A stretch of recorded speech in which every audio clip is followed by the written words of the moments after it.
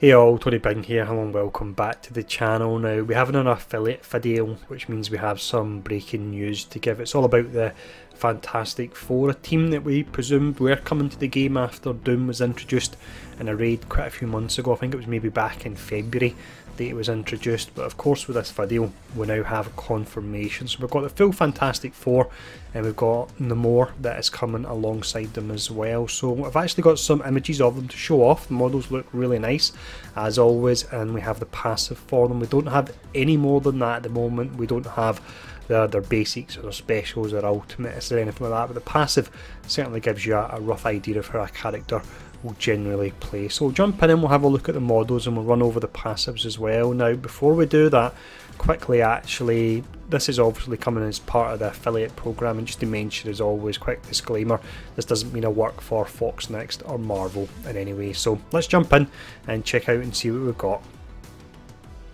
First character we have here is Invisible Woman, and as I mentioned earlier on, the models for all these characters do look great. I'm not used to seeing her with the shorter hair, but she still looked pretty awesome anyway. Now if we check out the passive from this, I'm pretty certain she has to be a support character. It makes sense. So when an enemy attacks a Fantastic Four ally with barrier, and I presume she'll provide the barrier on them, you attack that enemy for 250% damage, you gain 20% max health, and Fantastic Four and Namor allies gain 20% max health as well. Now when we look at each of the Fantastic Four characters, it looks like they all offer different buffs to themselves, but offer those buffs to the rest of the team. But really, if you've got the Fantastic Four, you have to run them as a team. You're not going to split them up. It's a bit like splitting up the Defenders, for example. It's good to play around with characters, but there's certain teams you just need to run the full team. So that's Invisible Woman, and as mentioned, she looks pretty great. Let's check out the next character now. So we now have what I presume will be the blaster of the team. He really has to be honest. So it's Human Torch. What's really nice about him when you see in a moment is there's two models. There's one without the flame and one with. So I'm wondering if he'll have a move where he actually turns on the flame and then he perhaps does additional damage. But he's passive anyway. On this one, on turn, you flip 2 negative effects on self to positive effects. You gain 30% damage. Fantastic Four and the more allies gain 30% damage. So that's similar to the Invisible Woman. She gives health. The Human Torch gives damage instead. And then finally he gains 10,000% resistance against bleed. So you're really not going to be able to apply bleed to someone that's already on fire. So that's the Human Torch. Again, model looks nice, and I'm very curious as to what they'll do in regards to the fact he's got 2 different looks here. Maybe he will just spawn normally and then flame on at the start of the match, or who knows, maybe he'll change through abilities. We'll find out soon enough.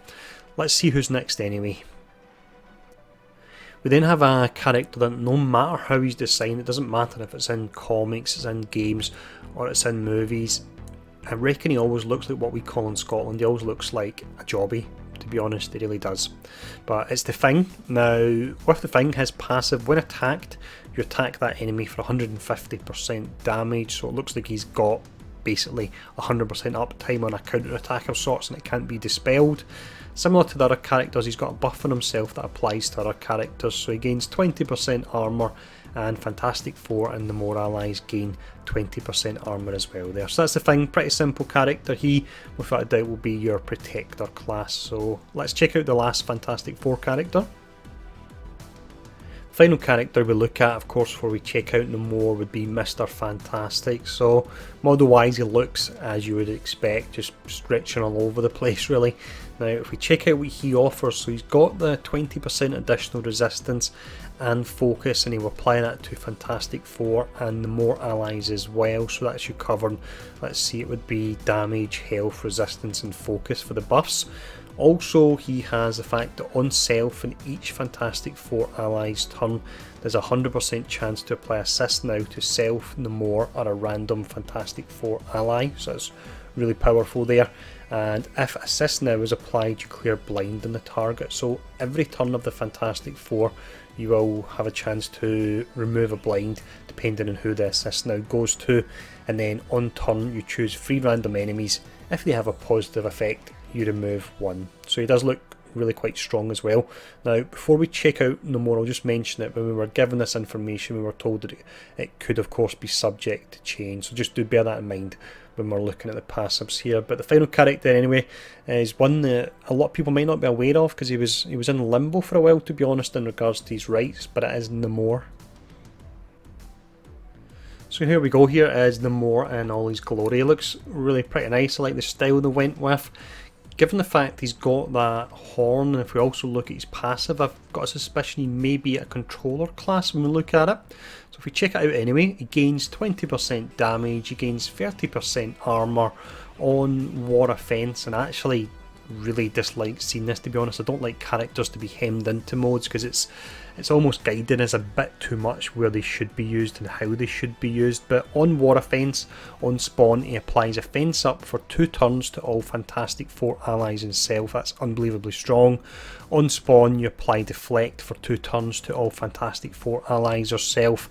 It gains an additional 30% damage in the war mode, that's on offence, and Fantastic Four allies gain an additional 30% damage as well. So it looks like we've got a new team that we will be using on war offence. And as mentioned, I really would rather not see things like this at all, because it's just dictating how you use characters and teams, and I prefer to try and come up with it myself. But that's the full characters there.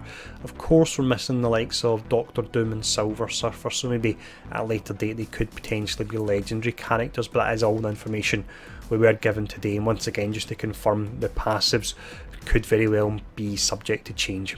Do just bear that in mind. But as always, I hope this video has been helpful. Let me know what you think of the characters in their kit below, and thanks for tuning in, and I'll see you all again soon.